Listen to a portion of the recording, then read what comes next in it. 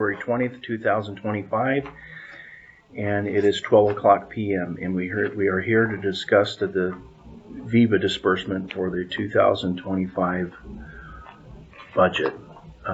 Usually what happens is, in the past, I believe, when the county had funds, that's when they dispersed VEBA, and so that was usually in February, is from what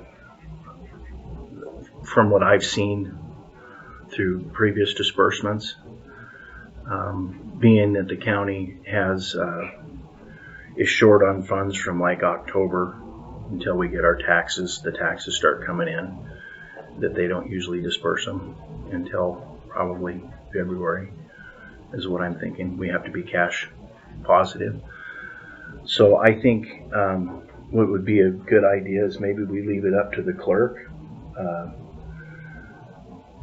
when to disperse it. So this month, February, sometime in March. We'll make sure that there are funds in those accounts. Okay. Because there's a line item for each department. So we'll let me be mindful of that. Okay.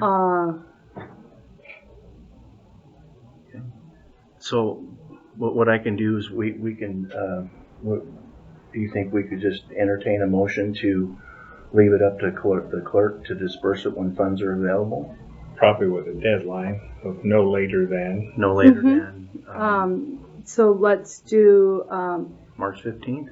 Oh, absolutely. Okay. Does that sound good? Yeah. Okay. I'll do a motion to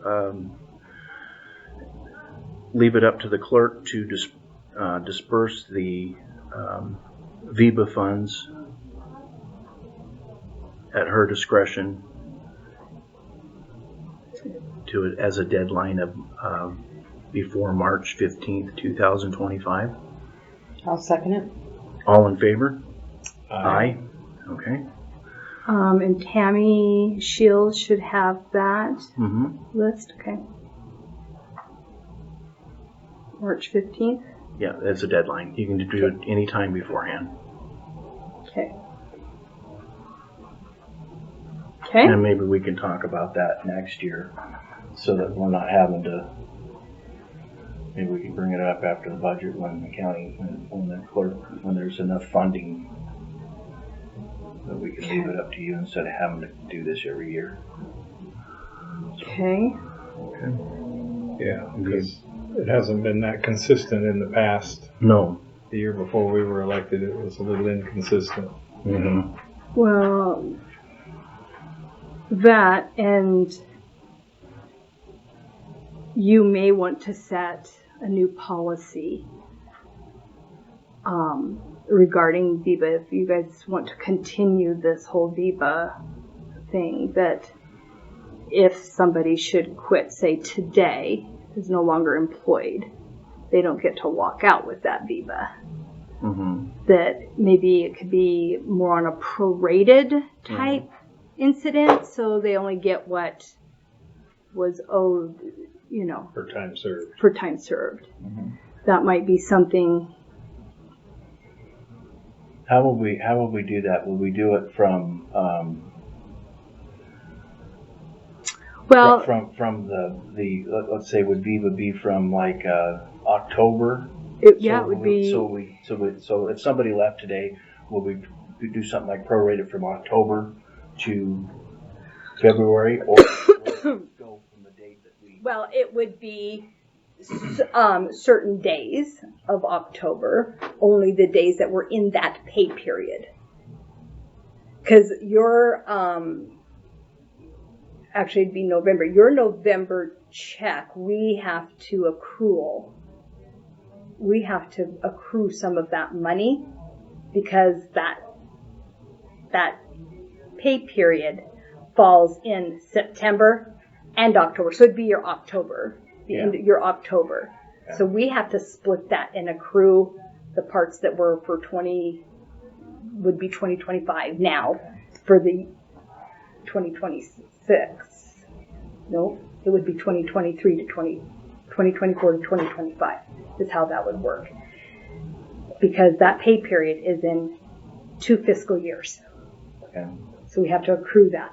So it would start on October 1st. We would have to start that. And maybe we can just do it on a 365-day calendar. Just divide whatever 365 days into the $700. You get a percentage, and then how many days they've worked, or how many days that it is to now. That's the percentage they could get. See what I'm You saying? could do that, or you could do it by pay period. Pay period, yeah. Due dates of pay, how many days or that you're going to be paid, or how many hours. Well, that's not necessarily, because you have some departments that work a lot of overtime, so that would be not And salaried people. right. Mhm. And you don't have to do anything at all. I'm just saying, Yeah. you know, it's Yeah, we should look at that. should at least propose Mm-hmm. to. And maybe we can talk about how we want to do it, because we can come in with the calculations of how it would look for 365 days. If you do it on a daily thing, that's what you would do if you were. Well, and Or ask We Tammy. can do anything else. Yeah. Ask Tammy, because Tammy knows how many work hours there Mhm. are and even if they work overtime, Mm-hmm. it should be the set. This is of how many days are worked in the fiscal year. Maybe just do it by how many days are worked in the fiscal year. Okay.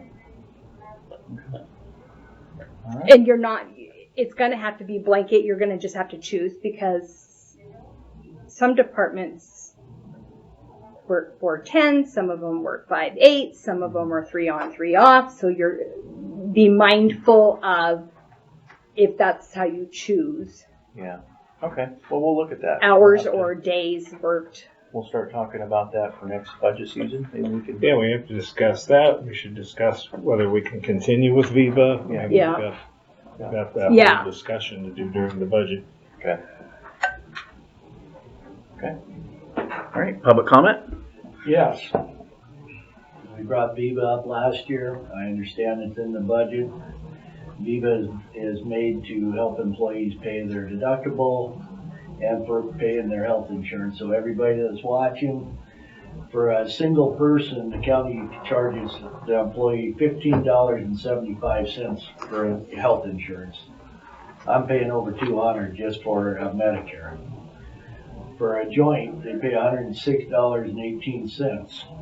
Still not even what I pay. For a family, $173.71. Still not what I paid. You've given them 5 extra holidays off this year. That's $800. The average county employee, which I'm sure you guys don't know, makes $23.87 an hour. That's not including elected officials or attorneys.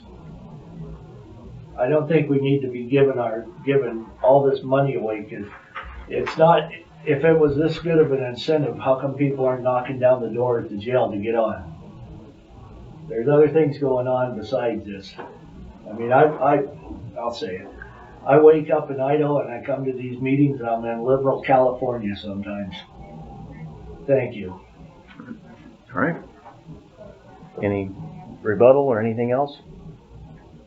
No, I'm still just Okay. trying to understand VEBA. Okay. I've started researching on my own and just trying to, because I'm not real familiar with it, so I'm just trying to The reason why familiarize myself with they it. started with VEBA was, what I understood is they started with VEBA is because their insurance went up. The health insurance went up. They couldn't afford, and so instead of VEBA is a non-taxable health basically account, and so that was kind of an incentive for the employees back then when their insurance went up and they couldn't afford it. So that's kind of hung on for the last so many years. So Can I rebut that? I've been doing this for 9 years. It's gone from health insurance. It's gone from saying that we couldn't pay enough or give pay raises out. I don't know which way it was set up for, but there's nothing insurance-wise is ridiculous what the county pays mhm. on their share. before you guys came in, the commissioners gave them a 7% pay raise, Mm-hmm. but still kept VEBA in there. It's a dinosaur that it costs the taxpayers around $112,000 a year to do VEBA. 23.1% in 2019 of the people that live in Shoshone County are on fixed incomes.